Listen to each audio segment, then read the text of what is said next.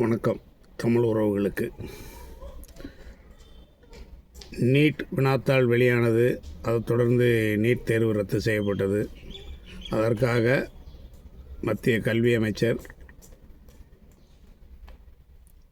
தனது பதவியை ராஜினாமா செய்யணும்னு சொல்லி டெல்லியில் ஜந்தர் மந்தரில் பயங்கரமான போராட்டம் நடக்குது. அதில் தடியடி அதெல்லாம் நடந்து அதில் ஒரு பெண் இறந்திருக்காங்க. இங்கே தமிழ்நாடு காவல்துறை நீங்கள் மட்டும்தான் அடித்து கொள்வீங்களா, நாங்களும் தான் அடித்து கொள்வோம் அப்படின்ற மாதிரி நேற்று தூத்துக்குடியில் அருணாச்சலம்ன்ற ஒரு இளைஞரை காவல் நிலையத்தில் அடித்து கொண்டதாக புகார் வருது. காவல்துறை அடித்து கொள்வது ஒன்றும் இது ஒன்றும் அது மாதத்துக்கு ஒன்று நடக்கிற மாதிரி அப்பப்போ நடந்துக்கிட்டே இருக்குது. இதுக்கு முன்னாடி பார்த்திங்கன்னா ஜெயிலில் வேறு ஒரு வழக்குக்கு கோர்ட்டுக்கு கூட்டிகிட்டு போயிட்டு திருப்பி ஜெயிலுக்கு கூப்பிட்டு போகிற வழியில் துப்பாக்கி வச்சுருக்க காவலர்கள் முன்னாலேயே சிங்காரம் அப்படிங்கிறவரை வெட்டி கொண்டாங்க.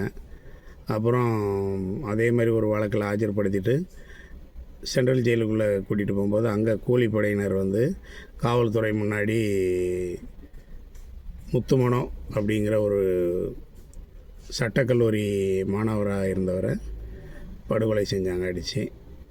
ஆனால் அதுக்கெல்லாம் துப்பாக்கி வச்சுருக்கிறாங்க காவல்துறை. அதுக்கெல்லாம் சுடாத துப்பாக்கி யாரோ ஒரு நபர் கல் இறக்குறாருன்னு சொல்லி அவரை சுடுது. எங்கே சுடணுமோ அங்கே சுடலை. அப்புறம் பார்த்தா காவல்துறையில்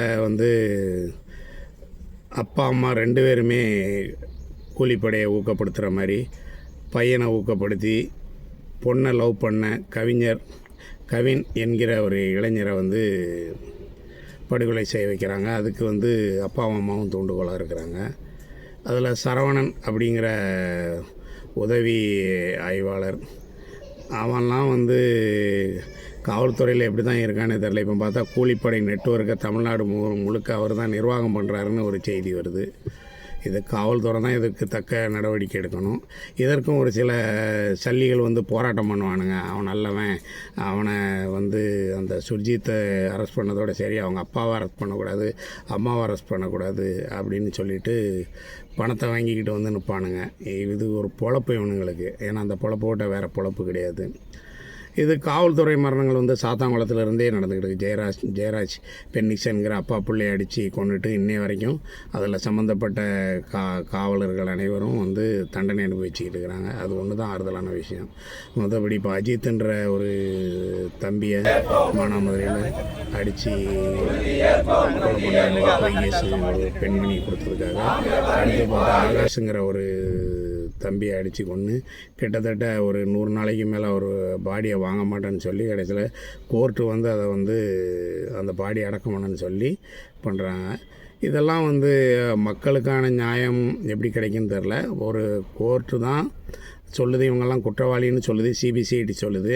6 நபர் குற்றவாளின்னு சொல்லும்போது அவங்கள அரெஸ்ட் பண்ணதுக்கு அந்த கோர்ட்டு முடிவெடுத்து ஒரு ஒரு விஷயத்தை சொல்லி அதை காவல்துறையை வலியுறுத்தலை. ஆனால் அந்த பாடியை வச்சு நீங்கள் போராட்டம் பண்ணக்கூடாதுன்னு மக்களை ஒடுக்கிறது தான் நடக்குது. எங்கே போனாலும் எளிய மக்களை ஒடுக்கிறது, பாதிக்கப்பட்ட மக்களை மிரட்டுறது, இதுதான் அதிகமாக நடக்குது.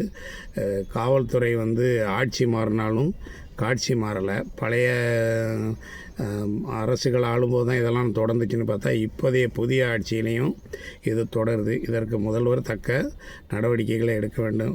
காவல் நிலைய மரணங்கள் என்றைக்கும் மக்களுக்கு ஏற்றுக்கொள்ள முடியாத ஒரு விஷயம்.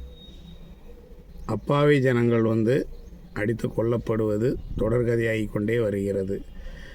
ஒருவர் மீது வழக்கு போட்டு அவரை ஆதாரபூர்வமாக நிரூபித்து கோர்ட்டில் அவரை நிறுத்தி தண்டனை வாங்கி கொடுக்கறதுக்கு பதில் காவலர்களே அவரை அடித்து கொள்வது தொடர்ந்து நடக்குது.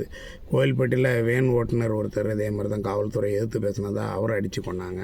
இப்படி அடித்து கொண்டது இன்னும் சொல்லிக்கிட்டே போகலாம். நான் ஒரு 2, 3 கூட 4 கூட சொல்லலை. ஏன்னா அவ்வளோ விஷயங்கள் இருக்குது. இதெல்லாம் அரசு காவல்துறையை கையில் வச்சுருக்க முதல்வர் இதற்கு சரியான நடவடிக்கையும் தீர்வையும் சொல்ல வேண்டும். காவல்துறை மரணங்கள் தொடர்ந்தால் உங்கள் ஆட்சிக்கு எதிர்ப்பும் அதிருப்தியும் வலுக்கும்.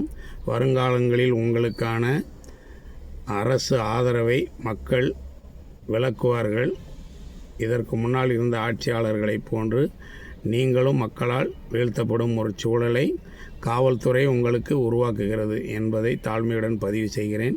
காவல்துறையால் அரசுகள் வீழ்த்தப்பட்டதற்கு நிறைய உதாரணங்கள் இருக்கிறது.